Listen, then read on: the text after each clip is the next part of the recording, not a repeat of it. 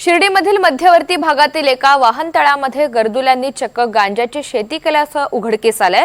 नवीन पिंपळवाडी रोडवरील पार्किंगमध्ये गवताचा आडोसा घेत ही शेती करण्यात आली।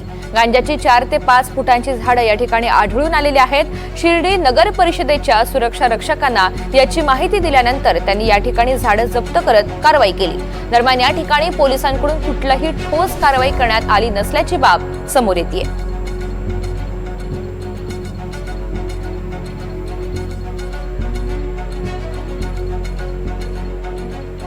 अधिकची माहिती जाणून घेऊया। सुनील दवंगे आपल्या सोबत आहेत।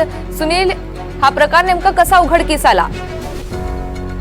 ऋतुजा, शिर्डीतल्या मध्यवर्ती ठिकाणी साईबाबा संस्थांची जी पार्किंग आहे, या पार्किंग मध्ये पाठीमागच्या बाजूला काही वस्ती आहे आणि स्थानिक जे लोक आहेत, महिला पुरुष असतील, ते दररोज या मार्गाने जातात। रात्रीच्या वेळेस त्यांना मोठ्या प्रमाणावर त्रास होत असतो। मात्र ही नशेखोर मंडळी आणि गुन्हेगार प्रवृत्तीचे लोक असताना कोणी धाडस करत नव्हतं। मात्र आज एका सुज्ञ नागरिकाने जे आहे ते शिर्डी नगर परिषदेचे MSF जवान जे आहेत त्यांच्याशी संपर्क केला। खास करून आपल्याशी संपर्क केल्यानंतर आपण या ठिकाणी पोहोचलो आणि त्यावेळेस लक्षात आलं की मोठ्या प्रमाणावर गांजाची जी झाडं आहे, साधारण 5-5 फुटापर्यंत उंचीची गांजाची झाडं या ठिकाणी मिळून आलेली आहे। अशा प्रकारे अंमली पदार्थ किंवा झाडं या ठिकाणी कशी लावली गेली हे सगळं महत्वाचं आहे। रात्रीच्या वेळेस गुन्हेगारांचा अड्डा बनत असतो।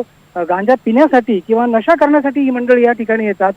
गवताचा आडोसा आहे, एक गेट या ठिकाणी करण्यात आलेला आहे। मात्र पुढे वस्ती असल्यानं त्यांना जाण्यासाठी हा मार्ग नेहमी खुला ठेवलेला असतो आणि गुन्हेगारांचा अड्डा बनत चालल्याचं ठिकाण म्हणून याकडे बघितलं जाते।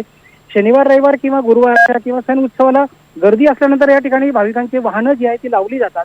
मात्र त्यानंतर या ठिकाणचा हा परिसर आहे, हा ओसाड पडलेला असतो। संस्थांचे सुरक्षा रक्षक या ठिकाणी नसतात आणि त्याचाच फायदा घेत अशा पद्धतीने नशेखोरांनी या ठिकाणी गांजा लावला असावा असं स्थानिकांचं म्हणणं आहे। बरोबर आहे। धन्यवाद सविस्तर माहितीसाठी।